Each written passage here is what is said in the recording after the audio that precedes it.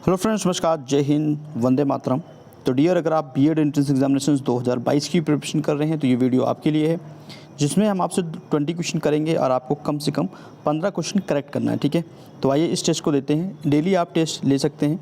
तो सबसे पहले है, पहला क्वेश्चन आपका ये है कि अबुल फजल किस सूफी संत के पुत्र हैं। ठीक है, अबुल फजल, देखिए अबुल फजल मुग़ल शासक के दरबार में कवि थे। ठीक है, और ये पूछ रहे हैं कि उनके किसके पुत्र थे, मतलब उनके पिता का क्या नाम है। तो उनके पिता का नाम है शेख मुबारक। ठीक है, इंपॉर्टेंट क्वेश्चन है। शेख मुबारक के पुत्र थे अबुल फजल, जो कि मुग़लों के दरबार कवि भी थे। ठीक है, एक सूफी संत भी हैं। नेक्स्ट, फ्रांसीसी क्रांति किस वर्ष हुआ था। फ्रांसीसी क्रांति कब हुआ था। काफ़ी इंपॉर्टेंट क्वेश्चन है, रिपीट हो जाता है एग्जामिनेशंस में बार बार, और इम्पोर्टेंट भी है, और आप बहुत बच्चों को याद भी होगा। 1789। ठीक है, 1789 में स्टार्ट हुआ था और 99 में ये आपका फिनिश हुआ था। नेक्स्ट, वंदे मातरम गीत किस पुस्तक से लिया गया है। वंदे मातरम जो गीत है वो लिया गया है आनंद मठ। ठीक है, किस पुस्तक से लिया गया है, तो पुस्तक का नाम है आनंद मठ। अच्छा, इसको लिखा किसने है। बंकिम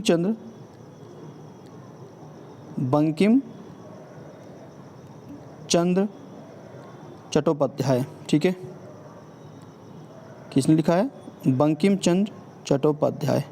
ठीक है, तो इन्होंने इसको लिखा है आनंद मठ, और इसी पुस्तक से वंदे मातरम गीत लिया गया था।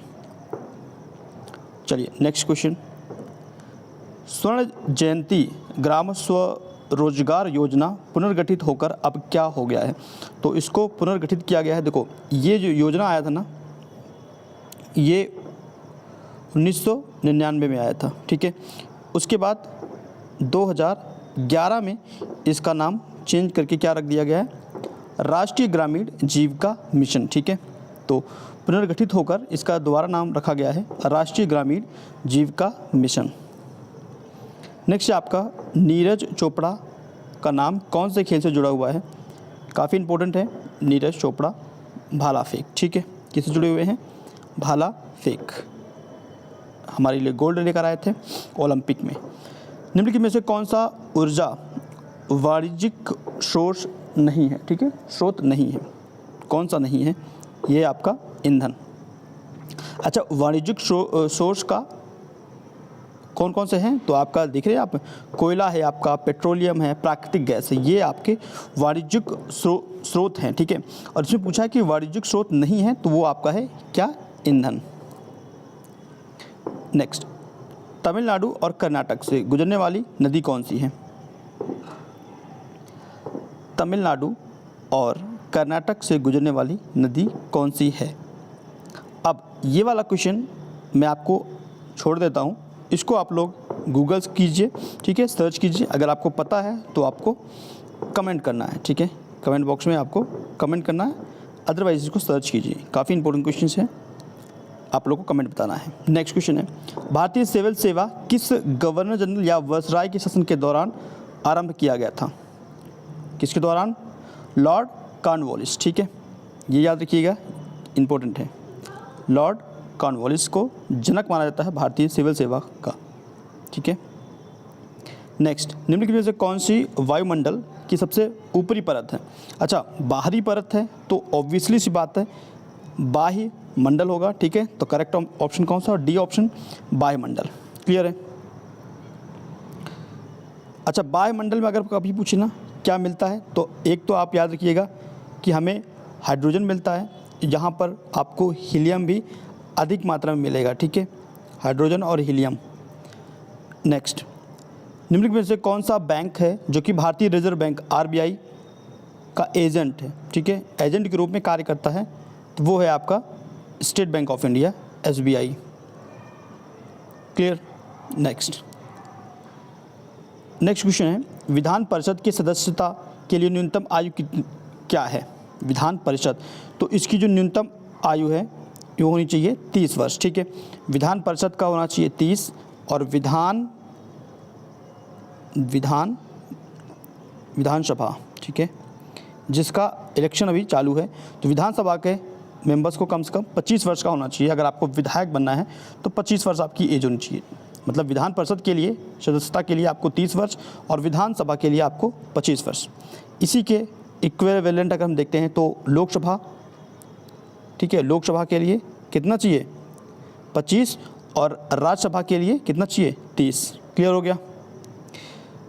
विधान परिषद ये आपका है उच्च सदन, ठीक है, क्या है ये आपका उच्च सदन है, ठीक है। और उच्च सदन तो निम्न सदन कौन सा हो गया विधान सभा, ठीक है। विधानसभा आपका उच्च मतलब निचला सदन हो गया क्योंकि वो भंग हो जाता है। इसी प्रकार आपका जो लोकसभा है, क्योंकि लोकसभा क्या है भाई, ये लोकसभा है चाहे विधानसभा है, ये 5 वर्ष तक रहता है किसी भी सरकार, उसके बाद 5 साल बाद बदल जाती है, इसलिए ये भंग हो जाता है, ठीक है। और जो राज्यसभा है उसका हर 2 साल बाद, राज्यसभा में क्या होता है हर 2 साल बाद मेंबर्स बदलते हैं 1/3, ठीक है, 1/3 मेंबर चेंज होते हैं, मतलब पूरी तरह से भंग नहीं होता है। इसलिए राज्यसभा को उच्च सदन बोलते हैं, ठीक है, अपर हाउस बोलते हैं, और लोकसभा को आपको निचला हो, ठीक है, निचला सदन, ये लोअर हाउस बोलते हैं इंग्लिश में। नेक्स्ट है आपका बांग्लादेश का राष्ट्रीय गान अमार सोनार बांग्ला किसने लिखा था। इंपॉर्टेंट है, इजी क्वेश्चन है, रविन्द्रनाथ टैगोर, ठीक है, रविन्द्रनाथ टैगोर। नेक्स्ट है आपका कि भारत में लाख का सबसे अधिक उत्पादन कहाँ पे होता है। लाख का सबसे अधिक उत्पादन कहाँ पे होता है, झारखंड, ठीक है। और झारखंड में भी होता है, छत्तीसगढ़ में भी होता है, लेकिन सबसे अधिक पूछता है तो आपको झारखंड बोलना है। कि झारखंड ऑप्शन में नहीं होता है तो छत्तीसगढ़ भी आप टिक मारेंगे तो करेक्ट रहेगा। अच्छा, बहुत लोग सोच रहे होंगे लाख क्या है। देखो, एक प्रकार के ना खेती की जाती है इसकी, ठीक है, छत्तीसगढ़ में खेती की जाती है। अच्छा, आपको अगर ऐसा समझ में नहीं आता ना तो एक बार आप इसकी यूट्यूब पे वीडियोस देखिए कि फाइंड कीजिए लाख क्या है, तो आपको वहाँ पर समझ में आएगा कि इसकी खेती की जाती है। एक प्रकार का क्या होता है, पौधे ही होता है, खेती की करेंगे तो उसमें पौधा होता है, पौधे पर लाख की खेती की जाती है। एक कीटाणु की मतलब कीट होता है, ठीक है, वो बनाता है, ठीक है,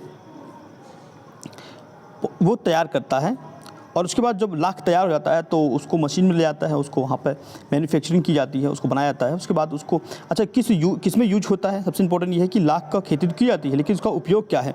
तो आप लोग देखते हो ना ब्यूटी प्रोडक्ट जो होती हैं, कॉस्मेटिक चीज़ें होती हैं, तो उसमें यूज होता है, ठीक है। अगर चूड़ियों में यूज होता है, ठीक है, ठीक है, चूड़ियों में यूज होता है, या कॉस्मेटिक चीज़ें हैं, ठीक है, कॉस्मेटिक जो भी कॉस्मेटिक की चीज़ें हैं उनमें। क्लियर हो गया। नेक्स्ट,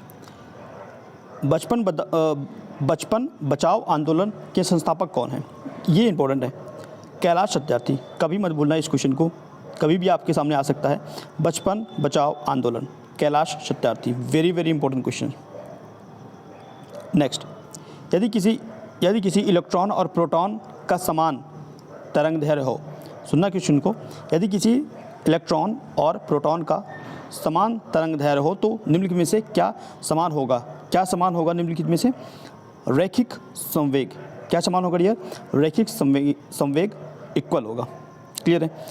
नेक्स्ट, भारत में लिग्नाइट का खनन कहाँ होता है, कहाँ पर होता है, नवेली। कहाँ पे होता है डियर, नवेली। भारत में लिग्नाइट का खनन कहाँ पे होता है, नवेली। ऑप्शन सी आपका करेक्ट है।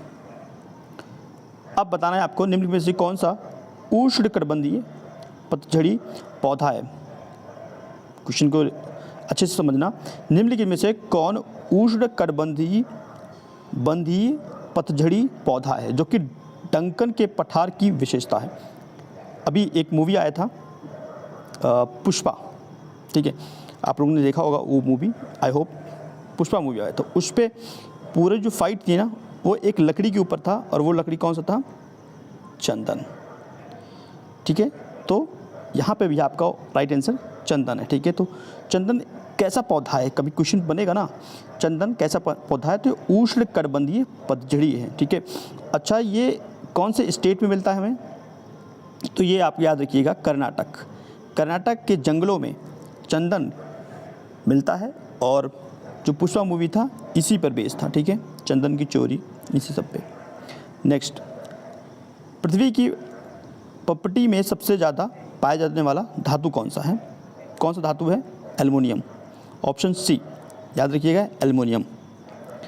नेक्स्ट क्वेश्चन, हेपेटाइटिस मानव शरीर की किस अंग को प्रभावित करता है। हेपेटाइटिस मानव शरीर की किस अंग को प्रभावित करता है।